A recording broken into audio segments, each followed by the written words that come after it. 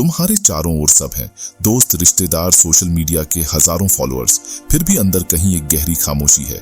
क्या तुम्हें कभी लगा है कि तुम भीड़ में भी अकेले हो? शायद ये अकेलापन कोई सजा नहीं, एक संकेत है। किसका संकेत? क्यों? और क्या इससे भागा जा सकता है?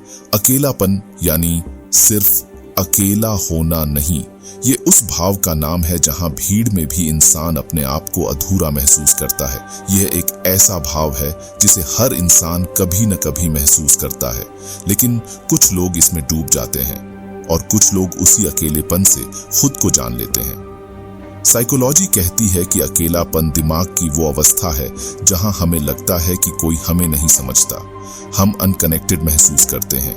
लेकिन ध्यान दो, अकेलापन हमेशा नेगेटिव नहीं होता। कभी कभी ये आत्मनिरीक्षण का पहला कदम होता है। अब सबसे बड़ा सवाल, अकेलापन क्या सच में ईश्वर की कोई सजा है या वो आत्मा का एक संकेत? अगर ध्यान से देखो तो जब तुम सबसे कट जाते हो तब तुम खुद से जुड़ते हो, और शायद ईश्वर भी खुद से मिलने की राह में हमें अकेला करता है। भगवद गीता कहती है, जो अकेले रहकर ध्यान करता है वही सच्चा योगी है। राम, कृष्ण, बुद्ध, हर किसी को अपने जीवन के किसी मोड़ पर अकेले रहना पड़ा, लेकिन वही अकेलापन उन्हें दिव्यता की ओर ले गया।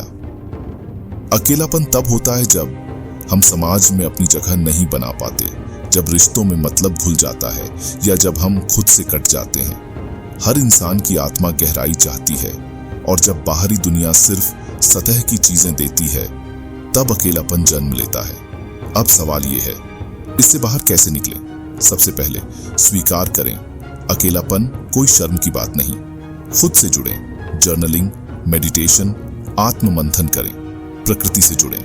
प्रकृति में वो मौन है जो आत्मा को भर देता है। असली कनेक्शन खोजें, मतलब से नहीं, भाव से रिश्ते बनाएं।